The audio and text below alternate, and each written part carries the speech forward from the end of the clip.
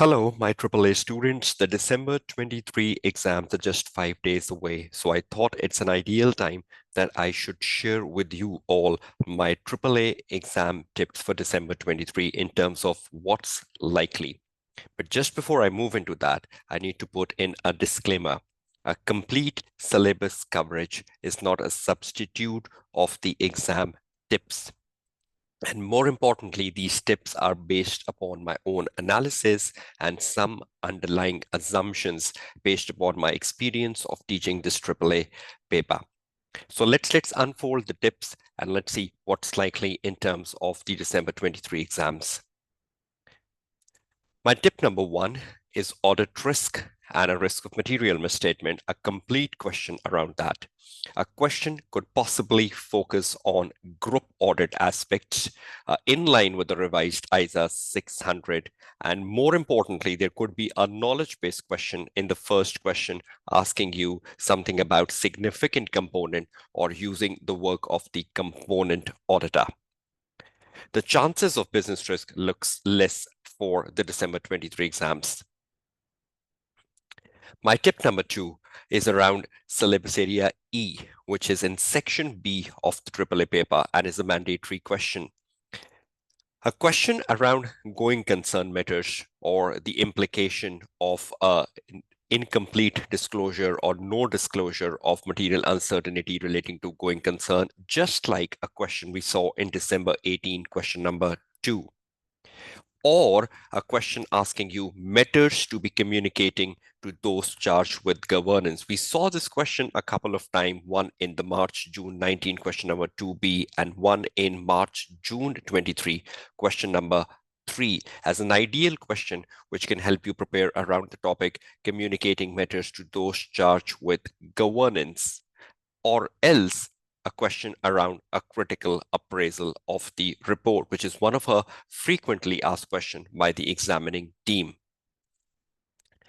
My tip number 3 is a question around review of prospective financial information. We know examining team is very fond of putting a question around review of prospective financial information, and that's more regular tested other assignments in your syllabus areas. A typical question like the one which came in September 22, question number 3, which ideally asks you to evaluate the underlying assumptions and the completeness of the cash flow forecast, or a question around procedures or evidence. Just look into the September 22 question number 3 as an ideal set of question around what's likely, or a question around assurance on social, environmental, and sustainability information, because that's relatively a new topic. And considering examining team has written 2 sets of articles on that since September 22, the chance and the likelihood of that cannot be ignored. We know mostly questions around other assignments focus on practice management matters, like matters in considering, accepting, and engagement.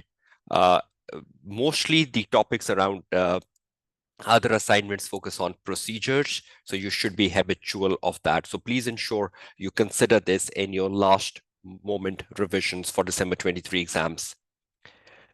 My tip number 4 is quality management question and professional issues. Since September 22 and since the introduction of international standards on quality management 1 and 2 and the revised ISA 220, the regularity of questions around quality management has increased, and it's almost coming in every single exam sitting since September 22. So you should do the recent 2 to 3 papers around quality management so you are well versed and you've read the articles around ISQ M1 and ISQ M2 under the syllabus area 2 to be under the syllabus area C, sorry, to be well versed. Then the final tip are the accounting standards. We know accounting standards is a very crucial part of the AAA paper. You do get to comment on the accounting treatments in a question of audit risk or a risk of material misstatement in the first question in section A, and else you get to comment on the accounting treatments even in a reporting question in section B. Some of the repetitive accounting standards includes the government grant, impairment, provisions, intangible, share-based payment, operating segment. Revenue recognition is one of our favorite area of the examiner, leases, goodwill, and changes in accounting policies and estimate. Again, these are the repetitive one. Each and every accounting standard you do in SBR is part and parcel of the AAA paper. So you can expect anything coming out of the accounting treatments, but accounting treatments and commenting on them is a very regular feature of the AAA paper. And that is the reason it is highly recommended that you do SBR before the AAA examination. So I hope these tips will help you refine what you will be focusing on in the next 5 days. But again, these tips are not a substitute of a full coverage of the syllabus. I wish you all the very best of luck for your upcoming December 23 exams. Your tutor, Kashif Kamran, signing off.